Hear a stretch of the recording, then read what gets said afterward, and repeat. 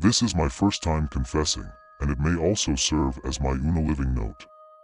My name is Peter, a freelance photographer from Bulacan. The story begins 6 months ago when my classes ended, and I decided to spend some time with my girlfriend by exploring the area. While walking, we stumbled upon a store that sold various items, including gadgets, cameras, and accessories.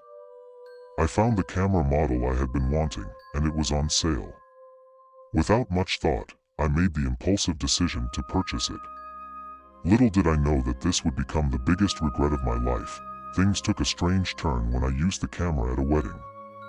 As a freelance photographer, I often accepted any offers to practice my skills. It was the wedding of a former classmate, and I was hired as the photographer. To be honest, everything went smoothly until I started editing the photos. One picture caught my attention, the photo of the bride and groom. It was clear that the bride had no eyes in the photograph. It was eerie and unsettling, so I decided to delete it. The next day, my classmate called to inform me that the bride had passed away in a car accident on their way home. During the burial, her face appeared distorted, especially around the eye area. It was said that her head was severely injured, and her eyes were crushed. Fear gripped me as I returned home, feeling as if my body was trembling. I tried to convince myself that it was just a coincidence. A week later, I did a photo shoot with a freelance model. While editing the pictures, I noticed something in the background. There was a figure wearing a cloak, but it was blurred as if it had passed by quickly. I didn't feel alarmed since we were shooting in a crowded area. I assumed it was just a random person passing by. However, 2 days after the shoot, I received news that the model had died. I have no idea what caused her death, and I didn't attend the funeral. I simply heard about it later on. This is my story, and I felt compelled to share it for the first time.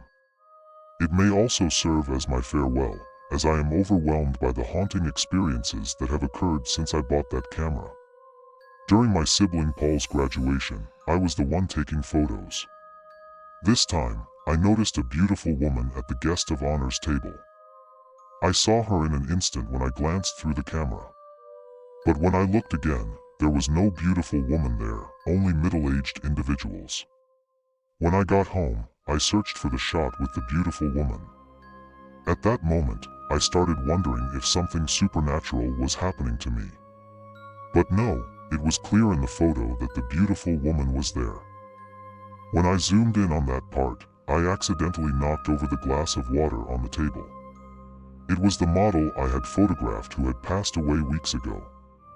I felt a heavy breath escape me as I remembered that a figure wearing a cloak had appeared in one of her shots.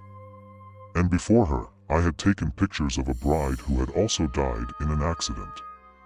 Those ideas formed in my mind, and if one of the guests of honors at Air's graduation were to die, they would appear in my next photograph. Just as I expected, one of the guests of honors did pass away. Because of that, I returned to the shop where I bought the camera.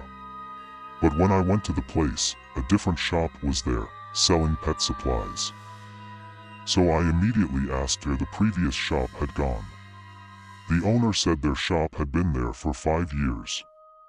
I didn't know what to do in those moments.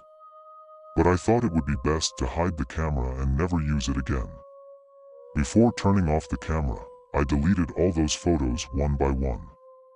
I knew there was something strange about the camera, and I didn't want to delve into it any further. There's a reason why their world cannot intersect with ours. But there was one photo I couldn't delete. It was a picture of myself from a distance while I was sleeping.